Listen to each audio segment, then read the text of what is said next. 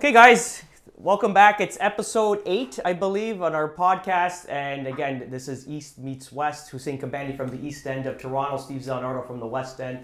And again, we're live here in Collingwood. That's right, Collingwood. Just before Christmas, which is awesome. We got our set schedule next week. We're going to be in Collingwood. We're going to film a podcast in Collingwood because we do that once a year brainstorm, which is going to be, I'm super excited. Yesterday was like planning all day. Eh? Awesome, yeah. Pumping out new plans all day. It was awesome. Yeah. No, it really gets everything into gear. And last year was awesome. Like that room that we got to take over, that was something I wasn't really expecting to happen. I hope we can get it again, honestly. I said we just show up, man. We just show up first. Just set up. People are going to be so bored with what we're talking about with all their clipboards. It's going to be uncomfortable for them, that's for sure. Because I think last time we started so early, what happened was there was people trying to come through the door, but they look at us and they're like, what the hell's going on? It's a meeting. Yeah, they think it's a conference, right? Yeah. Well, we should put a sticker on it. Like a conference in sessions. Please keep your tone down. Hey, you know what? I'm looking really forward to it. Yeah, me too. I think it's a good couple days away too, just to plan in saturating the business going forward. Awesome, buddy. How was your week? I think we'll start. I ordered a thing, hourglass. Okay. But it's gonna be pimped out, all in brass. It's gonna be like like diamond and bezeled and everything. Not even diamond, just old OG gangster, like England brass. Like nice. Yeah. Because we got to get moving along, right? Yeah, fair enough. Okay, cool. Yeah. So hey, the week has been actually awesome.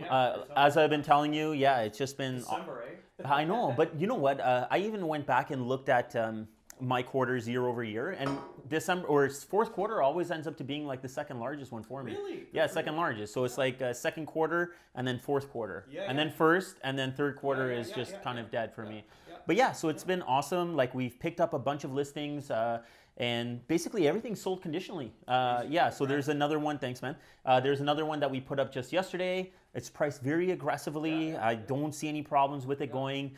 So all in all, everything has been really good. And just like you've been talking about, the inventory is pretty dwindling. We're going down. We're under 15,000. Yeah. So yesterday I was talking to somebody, so I checked. We were like at 14.9 or just under 15,000. We're gonna hit that 12K by Jan Feb, right? Wow, man, that's gonna be amazing because just even talking about like timing in the marketplace, like I have a couple of people that are ready to list next year, and our idea is to hit the market middle of January towards the end of January. So if we're going to be at that spot of 12 to 13,000 listings, wow, man, we're going to have an amazing. So I'm just curious because a lot of agents don't even know how to find those statistics, and I don't know how they run their business without understanding those statistics. And I've been following it so drastically the whole year because even January coming at it. So we were at January 2017 4,000 units. January 2018 we're at 12,000 units. And people were freaked out. Markets crashed. It's done. 12,000 is still a great market. Because even at 17,000, they say 16 to 18,000 is a normal market. They say 30-day sales, a bit higher, like that. But I think that's generally a normal market. Yeah. So it's like 12,000 units coming into Jan in 18. I said it's beautiful. We're gonna list and sell, and this is what we're gonna experience in 19.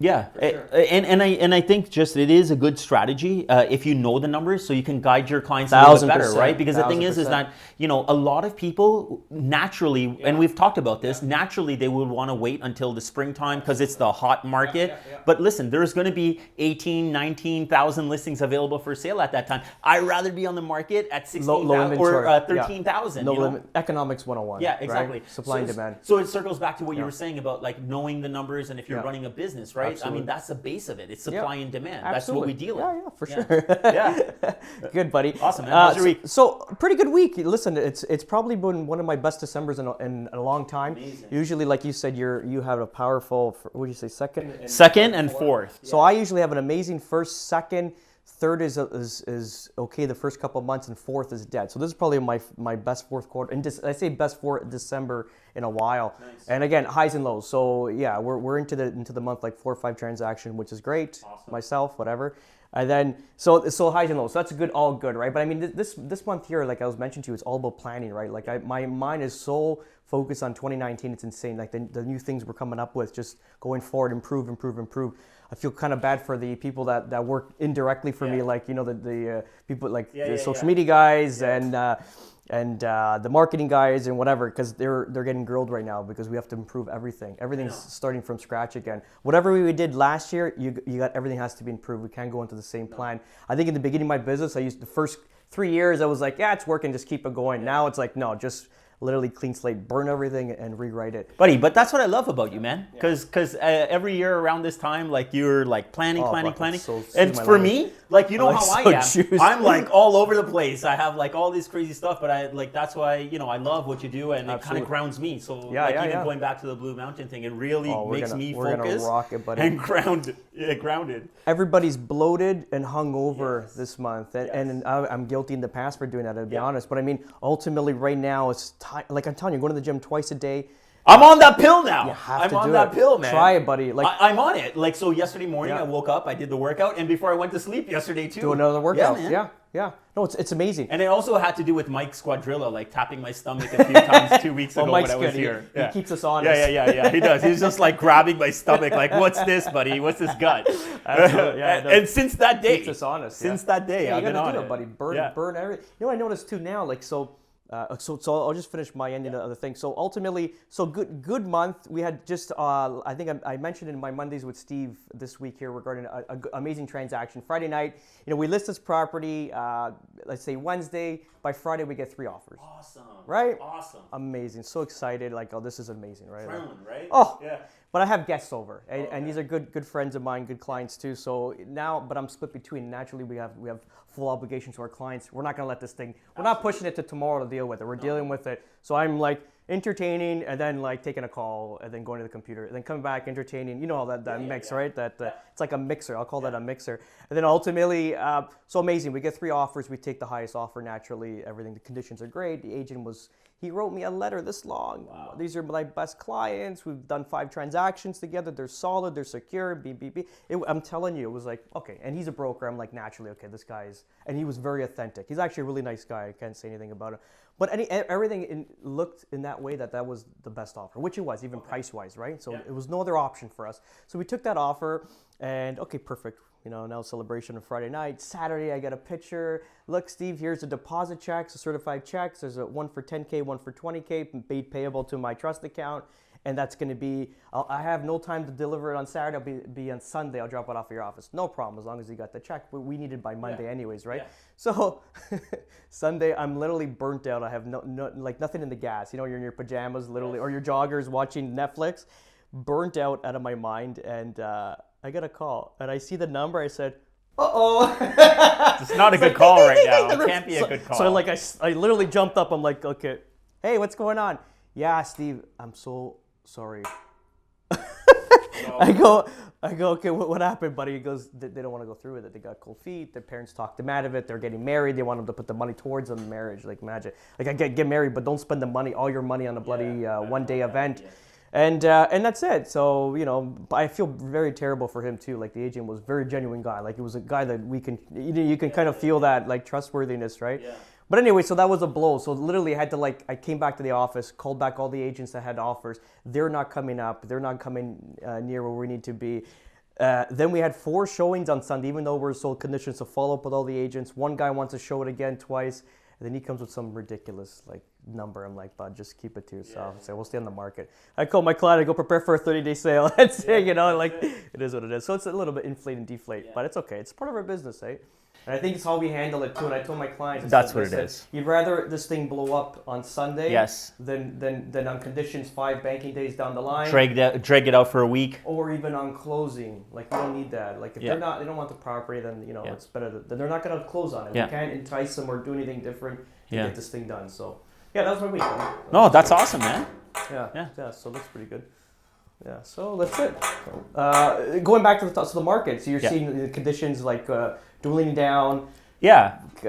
Time to list properties. I think so. I think that, I believe the inventory is going down for 2 reasons. One of the reasons I believe it's going down is because there have been people on the market that have been on the market for the last 3, maybe 4 months, and they're just exhausted at this point. And holiday season's coming up. We're basically in it right now, so it's I think that they're ready to take a break from it, and so they're pulling off the listings. And there are other people that obviously our inventory is still good. We're in a really good market right now. So the thing is that people have sold their properties, and like what we talked about earlier, people have the mindset of not wanting to list a property until springtime. 1,000%. So that's why the inventory is coming down, and I think that it will come back up. There's no doubt about it. For sure, we'll hit that market again really high. And then looking at the market, a lot of people are going into this year negatively, and we're going in positively, right? Or very optimistic, because if you kind of, I mentioned it in Mondays with Steve, like a few other things I record, but I mean, ultimately, you look at the market, right? Yeah. We got a federal election next year. Yeah. Our country is very politically based. Our market is general, so the governing party right now is going to want to make the market look well, naturally. You see, hence the held interest rate in December, right? Yeah. Or else, imagine they were talking about increasing it 3 times, right? But then they didn't. They're not going to. 8 times prior to that, they've increased it, and they've set all these regulations kind of flatten the market out, which I think in hindsight, over the last 5 years, they should have incorporated a little bit as we were going to kind of slow it down, not instead of slamming the brakes on. Yeah. Like, we don't want you to buy anymore. Yeah. It's almost like we don't want you to own a property anymore. It's like they got like drunk and sick. Do you know what I mean? Like they took in too much, and now they got sick, and it's like they got to just shut it down. It wasn't the right approach. They should have paced steroid. it. Like it was steroid. Paced it. So going back to that. So next year you're going to see that they're going to make the economy look well. We have new builders that naturally we know that they're not building anymore. Yeah. They pulled their phases, and so we're not going to have no more new inventory coming into the market. We have still 330,000 immigrants to the country every year, and this sounds like a broken record, and 50% of that will reside in the Golden Horseshoe or daily commute. So where are these guys going to buy? Yeah. People always have that interpretation of these immigrants coming in with no money and they're going to just drag on our economy. That's not going to happen. A lot of people coming in with old money, or businesses, or with money to buy. Look at that house in Vaughan that we sold finally. Okay. Yes. So like we were trying to entertain a bit of a date change. So I contacted the agent yesterday and I said, so we sold this house for just under $1.6 million. A lot of coin. So yeah. So the thing is that we called the agent and we're just saying, hey, like, is it possible for us to move the date? Well, my clients were here particularly to buy a house, and now they're back in China. So I will call them tonight and I'll let you know. So he sends me a text at like 12 something. Okay, yeah, like they're not coming back for this house. Like they just came to buy it, and we're flexible. You want to move out the day, you move out the day. It's all good. You just send it. So the thing is why don't we go to China and find more buyers? Why can't we? Let's just say we go together. But Steve, that's one of the things we should be doing. But that's one of the things we should be doing, and I don't even think we need to go that far. But you know what? Like, look at this. Like, so my house number is 888, and so since you said that, I'm telling you this. So my house number is 888, and it's an incredibly lucky number. So the thing is that I figured when I would actually sell my house, I would actually just market it directly to China. Yeah, why wouldn't I? Because honestly, just by getting that number in Canada or in where I live, that's probably worth $100,000 more to some Chinese family. Really? Yeah, I'm pretty sure it's worth some money to them because. Like it's 888. It's like having all the luck. Like if you look it up, 888, what that actually means, it's crazy. So imagine marketing that to China. I think they'll pay you I think they'll pay you some stupid amount of money. Get $2 million. I don't want to. Like I thought about it. I was like, now I could get like 1.5, and if I really push it, I'd probably get like 1.8 or 2. But I'm like, I don't want to move. Yeah, flip it, take the cash out, move to Florida. No man, I'm good. I'm gonna move to South Beach, buddy. I'll be there. Yeah? Yeah. You're gonna do it? Yeah, when I'm older, but just for the winters. That's it. Yeah, I was gonna say, I don't think I can make that permanent move. I won't do like Fort Lauderdale. No. It's very boring. So, but it'd be Miami. So I think, like, I don't know, man. I thought about that too, but you got to hop on that condo real estate buying market soon, though. Over there? Yeah. There's opportunities. I guess. Yeah, there's always something, right? But I would like to get it maybe in the next few years and at least try to get it going and whatever else. Yeah, no, for sure. You know what I mean? To assemble it early, right? But I mean, for sure, winter's there. Yeah. Like imagine this next week you're gonna spend, just after Christmas. I'd rather stay here in the snow for Christmas, but just after you spend it 2 weeks, nice, right? Yeah. Because it's not fun even driving that car, man. Like with the winters on, like everything is heavier. It doesn't drive as nice. No. And I even took a pic of my other car like the other day because I was like dying to take this thing Viper? out. Yeah, I was dying to take this thing out. Take it out. It's like driving on ice. I can't, bro. I tried one time because I was an idiot when I got it. Doesn't have nothing whatsoever, bro. That's why I love it because there's no electronics in this vehicle at all. But you know what, man? The first year I had it, I was just so freaking excited I had it, right? So I was like, gonna try to take it out in a little bit of snow or whatever, just to like fuck around with it on the driveway a little bit. I can't get the thing back in the garage, man. I can't even get it back. It wears 335s in the rear, right? 335s in the rear. I think so. Yeah. 335, 345s. All I know is I can't get the damn tire, man. You got to place an order with the factory. Yes, Michelin Pilot, and you got to place an order with the factory. They're like, we get requests for this. You got to leave a deposit, and every so often can we run this tire? And when we run it, and I can't tell you when, but we'll send it to you. Holy shit. Yeah. You can't get it from any other manufacturer? No, not that tire. Wow. Yeah, so if you want that tire that's OEM for that car, you got to put your order in. Something from like Pirelli or something like that? You can. Oh, yeah, fair enough, yeah, but you want the you Michelin. can. Yeah. Get the Michelin Cup 2s on that thing. You know what, man? I don't know enough about it, and I don't know why. I'm such a fan of leaving things like original. I really like it. Yeah, I like it original. Even though we're remember we were entertaining the idea of changing the rims around a little bit on it or whatever. Like I was. You were. I was. Yeah. You told me to keep it the way it was. So I was thinking about it. What are you gonna put on there? You can put the what's that model there? There's the RCR. What's that model of that generation? It's a really racy. It's the Hennessy. Oh yeah, there's a ACR. ACR. Yeah, there's those ACR. Wheels. You want to slap those wheels on there? They're Different so story. hard to find, bro. Yeah, I know. I know. They're but I've you tried. can't put a set of like random wheels on it. No. If you do those ACR wheels, those are sick. The ACRs are really nice, and the way that the bolt pattern works is 6 bolts, right? Like it's a 6 bolt, right? So it's so rare. Are they 6 bolts? Yeah, so it's so rare. It's not even like you can get anything. Christ. So I go into a tire shop, and they're just like handed me this catalog like this big. I was like, "What's this?" They're like, "Yeah, it's custom." Oh, custom order? Yeah, they're like, we don't have this. No, don't do it. Yeah, so it's either you go with a newer model and slap change the brakes, put some Willwoods on it, put some like massive brakes on it. Like I would improve like because it's a I would improve the drive. 98. It's not too old, eh? It's 20 years, man.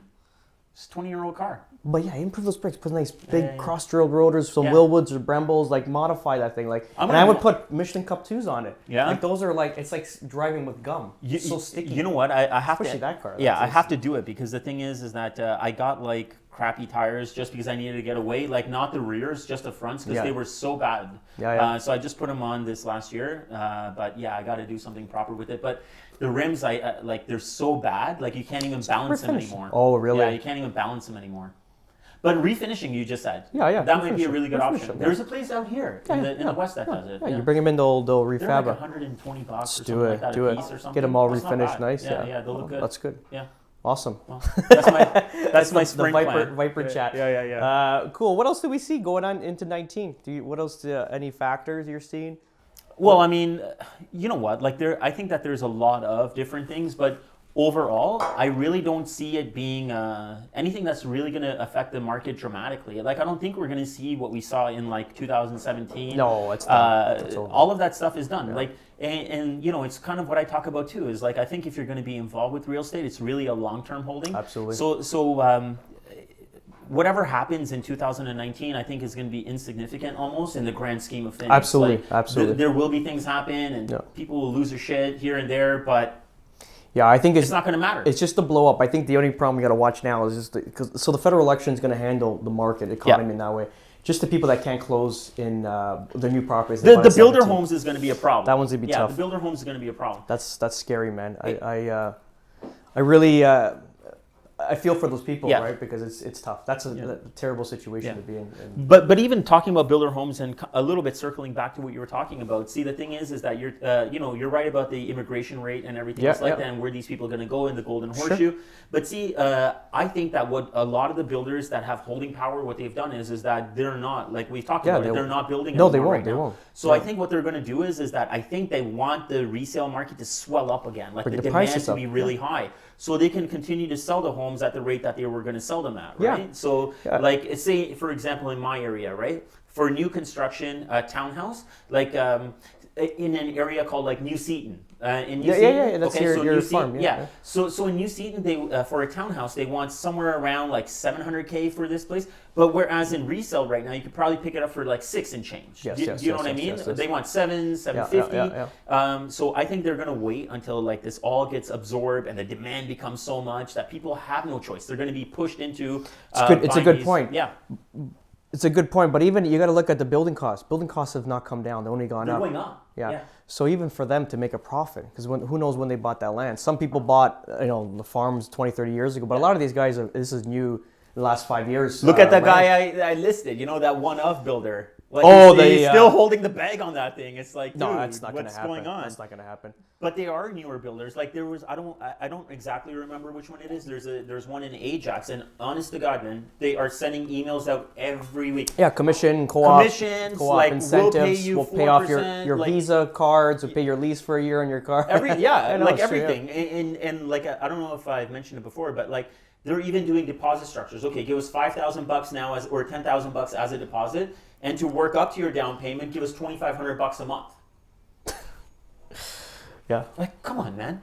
Like that's so these are all the things. I got one better than that. But these are all the things that they don't want to lower the price. So these are all the tactics. They can't. Because the first thing they did was like throw in all these incentives. Now the incentives didn't work, so they're like cooperating with agents now. That's not really working because I can't honestly tell my client to buy this place because it's not a good deal. Worth it. Yeah. It's not a good deal. Resale's the way to go. Yeah. So builders, going back to that, so they can't do it because of building costs naturally, right? But second of all, like larger builders, let's say like the big guys, I don't want to name any names, but the big guys, like, thousands of build thousands, 500 houses a year, 1,000 houses a year, 5,000 houses a year, whatever it is. But I mean, those guys can't do anything because what happens is their first few phases sold out in 16 and 17 prices. Yes. That same house, let's say even this area here, $1.2 million, let's say for a 30-footer, I think it's like $1.05 million now. There's no way. Well, I saw one for $975 and you it went was to go sick in you Collingwood. came up here, It was $975. Such a nice house. So in that area is probably $1.05 million, like this new pocket where Manny is, and then if you go into the where Impressions is, they're like 8.5, 8.75, 9. Wow. So and they sold for 1.2 here, 1.1, 1.150. Wow, that's crazy for a 30-footer. 30-footer. God. 1,800 square feet, dude. Oh my God. That's a huge issue. So how can they sell? Move to Pickering, people. Call me.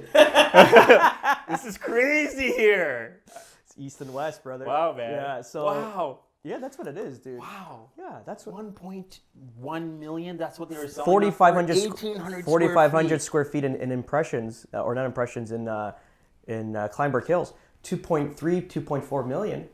Think about it, dude. It's on a 50-footer. Oh my God. It's on a 50-footer. Yeah. It's not a 60, which that would. How much was that? 2.4. Oh my God. At the height in 2017. On a 50-footer. 50-footer. No. Yeah, brother. Why? You get a 2-car with a tandem. Why? Or you might even get a 3-car. They might squeeze a 3-car in there. That's why I moved to Nobleton. The prices it's still expensive at the time, but there's much more value up there, right? More calmer area too. I'm like a farmer. I don't know. I like to be in the fields. I'm an introvert by nature, so the more quiet. I don't want no buses, no major transportation, nothing. Now they've actually changed the air pattern, the airplane. Oh yeah? Bloody hell. And I hear once in a while. They fly over your place now? I'm like, why, dude? Just keep it down to Mississauga. We're okay. Yeah. Well, that's what people are concerned about in Pickering too still, right? What's like that? we haven't really heard any word of the airport going in there for a while because they have all that land that but they they need one out in the East End. How can they come down this way? Well, Like, Mississauga, like from my house to get to Pearson is like 30 minutes, man. They need it. The population, they're gonna your whole neighborhood's gonna grow tremendously. That's a massive swelling of people. They need something there. I don't know, man. I would say over your house. Yeah, okay. I'm trying to avoid all of this, man. I'm telling you, man. 407 to Pearson is like 30 minutes from my place. No, I know, but imagine. It's good. It's good. Yeah, I think. But dude, I tell you, I take the subway the other day. Did I tell you? You're saying, yeah. So how was the experience actually? Because you grabbed it from over in here Vaughan, in Woodbridge, right? yeah. Yeah. Best experience ever. Really? Why drive to Toronto? Doesn't even make sense. So what time did you leave I actually? left like 7 a.m. Okay. So you kind of got the rush hour. I had no idea where I was going, what to do. I didn't even know how to pay for the bloody thing. It's the first time I've ever been on. That's probably the third or fourth time I've been in a subway in my life, right? Wow. So it was like I was like at a place. You pretend you know what you're doing, right? Yeah. Anyway, so I got on. It's literally. Where do I put my credit card? What do I pay? You get direct change. I know, I'm like, who has change anymore? So we got on this train and it was like 50 minutes right to Union Station. That's awesome. No parking. Like I paid $5 in Vaughan before 7 a.m. It's $5 for parking. That's amazing, man. So for a $3.25 trip plus $5. Yeah. And then on the way back was, let's say, another $3.25. could you go wrong? And you can continue to read. You could do whatever you got to do. My audiobook, Yeah. that book we're listening to, Winning the Devil. I was I making love that notes book. of it. Yeah. It was incredible. Yeah. I was like, wow, what a great experience. Yeah. No, that's You awesome. can see I was at a place there because I was the only one smiling on there. Everyone's miserable. You were like so excited. You're just like, yeah, I'm No, on I the was subway. like, hey, this is. I was like, you were Coming to America with Eddie Murphy. And he's Yeah, always like- yeah. So everybody's like, they're droned out. They take this thing every morning, so everyone's like not talking. Well, they're in their hustle, and I'm right? like, I'm looking around. I'm like studying people. I'm smiling. It's like this guy. Because you're looking at this completely I was differently, like, right? wow, I'm not Like, gonna drive. No traffic. Yeah. No, no risk of like traffic accidents, stuff like that. Nothing. It's just literally Just people possibly jumping onto the track. Fair enough, but I mean, in the middle of the train, you don't even know what happens if you stop, right? Yeah. It's unfortunate, but you don't know. It happens. Apparently, it does, happens eh? more than we think. Yeah? Yeah, apparently. They don't. They don't say. publicize They it. just tell you there's a problem at track level. Fair enough. There There's was a problem at York track Station. level. Okay. The problem is on the track. Really, eh? Hey man, like I've heard, I don't know how true it is, but like I know a couple of people that work for TTC, and I mentioned it before, and they're just like, yeah, it happens. Wow. Yeah. Yeah, no, I mean, it's unfortunate, but it does happen. the mind's a very powerful thing, right? I mean, for you to jump in front of a train, it's like where are you mentally, right? That's crazy. Yeah. So. But like not to get onto it, but it's just like people not even just with things like that, but make a decision in a split second. You know what I mean? And it's just like sometimes it's not the most thought out thing, right? Look, did you ever watch the movie It's a Beautiful Life? Is it The Beautiful Life? Wonderful Life. I'm not sure. No, I don't think so. So it's a black and white. Yeah, I got to write these down one Write them day. down. And everything that you're telling me about movies. They're incredibly. So the actor is James Stewart. So basically, amazing guy. Always sacrificed. He was like very promising guy in town, like a small community. Let's say here in Climate, very promising, very smart, engineering background. Like mentally, he was very good. Everybody thought he was going to be something really, really big. Yeah. But every time he had to get to university, something would happen. So he was going off to university. He was all good. His dad gets sick, and he's got to take over this little.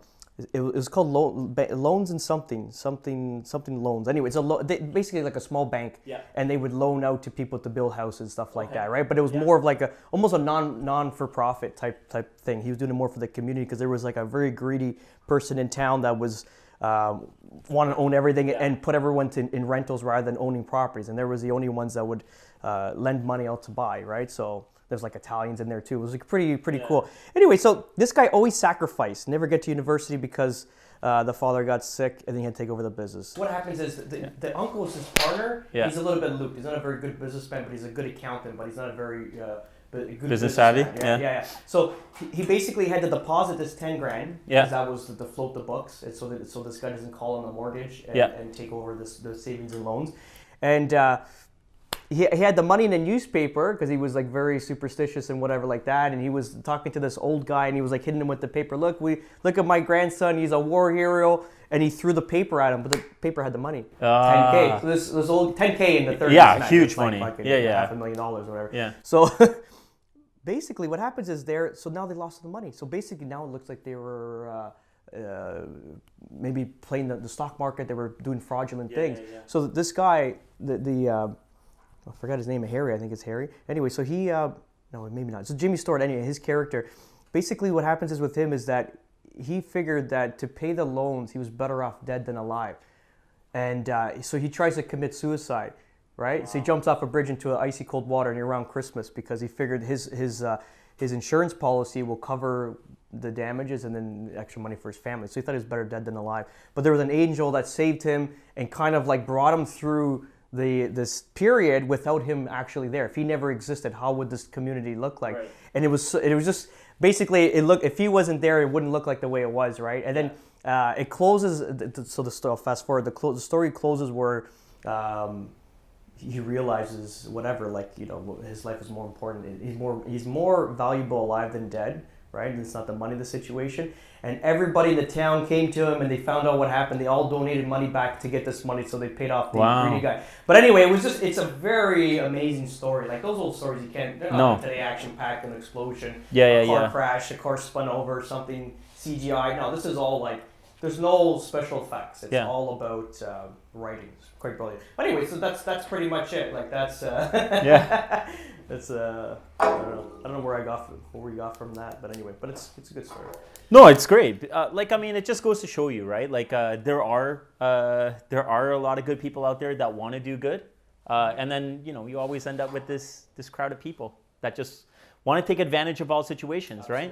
right? Like to be honest, there's it just reminds me of that one deal I was telling you about, that power of sale that we were dealing with. Yeah. Like, they just want to grind you down from every which way. Like, to be honest, I've never actually had to take on a power of sale deal before. So this is my first that's the one you were saying. Yeah. So this is my first one, and the thing is that I was talking to Jason Kalatasi, and he was telling me that there is a good chance, Jay, there's a good chance you're not going to get paid. He's like, you like working for free. Holy shit, really? Well, he's like, think about it. He's like, what happens? He's like, these high-risk lenders or whatever else, he's like, what they're going to do? They're going to recalculate their fees and whatever just before closing.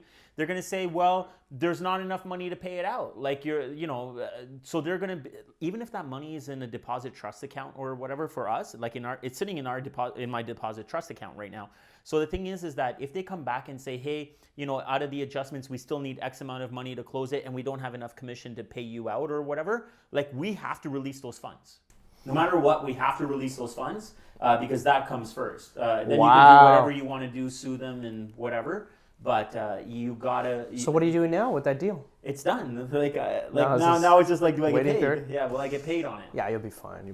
I think so. Yeah. But look at the risk factor. We never realize these things. Yeah. So it's so I learned a lot. When you go through this, and I could have done it eyes closed and not really took the time to learn about it and figure it out and whatnot. But the thing is that I learned a lot. When I was talking to Jay, he's like, listen, he's like, any listing you take, it's your responsibility to make sure that there's enough money in there to pay out the agents, to make sure everything closes. He's like, that's your responsibility. I was like, really, man? That's my responsibility? Isn't that someone else's job? He's like, no, man, you got to make sure. And it's funny because houses prices got higher and people don't have the money for the deposits and our commissions got higher. So how do you cover that? So you tell me this, for example, right? How much money have you lent this year for deposits? To people? I got like $150K. Okay, I didn't do that. I charge for my money. I don't charge interest. So I don't know. I charge for it, and I register a lien against the property. You do, eh? Yeah, for sure. I register a lien. Okay. Just for before closing, I don't do it, man. No. I don't want to lie and say I don't do it. There was one situation I did it. Really good buddy of mine, and he could have had the money, but he would have had to jump through a couple of hoops to get it. And I was like, bro, it's all good, man. I'll help you out. So yeah, I did that. But there have been people that needed money or whatever else, and I'll register. There was one I just did actually 2 or 3 days ago. So it's a listing I signed, and they need some money to fix up the house. It looks like crap right now. Not the one I just put up, but something else that's going to come up. It looks like crap. It needs like $1,500 or whatever else like that, right? Yeah. So the thing is that I'm not going to register a lien against $1,500. I had to sign off on a promissory note and whatever else like that. So that's good to go. But yeah, for the most part, no. But occasionally I have. Occasionally to clients I have done. But they can't. Sellers expect so much money for a deposit. The buyers are everyone's house rich, right? Yeah. And so what do you do? To make the deal happen, I literally cover the difference a lot of times, right? Especially the deals here, $1 million, $1.5 million. They want $50,000-$60,000. Yeah, you gotta come up, right? Yeah. No, I have no problem doing it, but as long as I know the deal is solid. Yeah. Oh, it's there. Because you don't know, right? Yeah. Sometimes you don't know. Yeah, it's even it's not huge money, the $1,500, but then you gotta I have to even kind of evaluate it and say hey, what's the percentage? Does it make sense to me? For sure. What's the probability of this coming through? Yeah, it's not huge, but it's still. No, but you'll be fine with that. I'm not concerned about that one. I feel good about it. Yeah. You get a vibe off of people and whatever else like that. The vibe is so important, Well, what about me? I lent a guy $2,500 after I did the deal because he couldn't. He needed to pay his mortgage. We did the deal, and I was the third agent through. I was the first one through, and he chose another agent. Listed 6 months, couldn't get it sold. Listed it with me. We cleaned it up. We staged it, cleaned it up. Not just accessory staged, right? Photography, made it look great, got it on the market, sold it within 2 days, right? Amazing. That's awesome, man. Right? This was this year. I love to hear that. In March, April. Yeah, because you know what you're doing. Fair enough. Yeah. So I gave him So we close the deal. That's all. He's good. Now he's out because he's he can lose the house. I need some money in order to pay the bills. Sure. Okay, no problem. I didn't even ask a question. 2,500 certified check. Here's 2,500. Sign a promissory note. Done. But part of this deal was not because of the $2,500, but the commission, we gave him a little bit of a break. We gave him a break naturally because he was going to buy through us. Steve, I'll buy through you. You sell, and this and that. Perfect. Yeah. So I did lower commission. Lent him $2,500. I don't know him from a hole in the ground. I just felt bad for the family. Like, how are they going to buy groceries and stuff? And then he bought through somebody else. Oh, come on now. Come on, man. I was like, do you have that BRA? I do. I would exercise it. I'm sorry, but I'm a prick when it comes down to that. Like, if you, No, like, I know, I I like know. to work on trust to a certain point, man, but if you cross me in that way. The problem with that is that, yeah, so I'm entitled. I would exercise it. Sorry, man. I would do it. There's too much aftermath that's going to happen with that. Bro, there was someone that exercised a BRA on me, an agent, last year. Yeah. So what ended up happening was similar situation to what you just described. But there's ties to other people. Like, people don't want around you after. You know what I'm saying? You know what I'm trying to say? I guess. I can go for it. I'm entitled to it. And maybe nothing will happen, but do you take a chance? Like, my life's good as it is, right? For, you know what I mean? Then forget it. You wipe these people out and be done with it. Then forget Just it. twice this year, 3 times. Come on, man. I swear to God, I could have got after him. I said, no, it's fine. I don't want the stigma as an agent. Yeah. And if you feel that's what you got to do, I don't want you. And don't call me. I don't know a lot about this, but the one thing I'll say is that, you know, we operate with a different type of liability than a lot of different people out there because we have this incorporation and we're broker of records and stuff like that. So yeah, that's true. You know, in certain But we're entitled to it. But Steve, in certain cases, like, it might be better for you, like in situations like this, it might be better not to be incorporated and be the broker of record, because then you go to somebody like Jay and say, hey Jay, like, I just got hosed. Yeah, but because guess what? Remax West owns that contract. You don't own it. I don't own it. It's Remax West's contract. When I don't think people understand that when we take on a listing agreement, like if we weren't incorporated, the brokerage owns it, not me. I'm just representing the brokerage at that We point. take on a lot of responsibility, eh? So with this broker of record title, like we're liable so much. Like, there was a situation that came up. Mike Swerdrill is like freaking amazing, like a lawyer dude, man. Yeah, like one day, like the guy you need in your court. Yeah, man. So something came up, and he's like, "No, you got to do it like this. Like, message this way and talk like this, or whatever else like that." Oh my God, man! Like it changes the whole thing. But because the thing is that like, I was incorporated too. But the thing is that they're just like, we can't stand by you as much as we want to stand by you. If something goes wrong with like Rico or Treb or whatever, we can't be in the same room as you. Like, you're on your own, man. At that point, we don't want it, but you're on your own. So we're like really exposed. You know, it's a chance we take, right? And it's funny, there's like, pros I and think, cons. yeah. I think, yeah, it's natural. I think, you know, I can only speak for myself and you. Like, we operate ethically, and for the most part, nothing happens. Absolutely. So, but we do take on more liability than I think people actually. You see a lot of people stop incorporating now. It was a little bit. We were the first ones. But you know why, Steve? Because there's so many people, like, and I'm not knocking anybody, but the production level has gone down, you know, so it maybe is not lucrative. And the other thing is that I think that when people were doing it, they were doing it more so for the hype. name, yeah. Oh, I'm broker of record at You can have it. But you don't have retained income. Like, what did you do it for? That's true. Do you know what I mean? Like, if you don't have retained income, what's the point? If you make 200 grand, and then you spend 150K on operating your business, and you're left with 50K. Well, you gotta eat. So what's the point? Accountant. So I pay for the accounting down at Remax West. I have my own accountant and my own bookkeeper that reconciles everything. Okay, and it's a lot. And in the beginning, I had to like understand because there's so much money coming in and out. But all you need is someone with a little loose hand. You can lose a lot of money because you're not following it. Like in our trust account, like I have $250,000 in my trust account almost all the time. Yeah. Okay, fine. It's not massive like other brokerages or whatever, but like $250,000. Now I'm responsible for that. Absolutely. Money. Yeah. It's a lot of liability, man. Put it on bread, man. Huh? Just put it on red. Oh God. Man. You go to jail. I don't want that, man. I like my life. Yeah. All right, man. Ready to wrap it up? Okay, yes, man. Awesome. Okay, so, bro. Listen, nice. Next week in Collingwood, Brad. Yeah, man. Let's get it done. Check us out in Collingwood. Awesome, guys. Have an amazing day. Yeah. We'll see you next week in Blue Mountain, and we'll show you a little bit of the views there. Yeah, and some that's of the right. stuff Yeah, that it's gonna be we're awesome. Put into action next year, which is awesome. For sure. Awesome. All right, guys. Have a good one. Easy. See ya.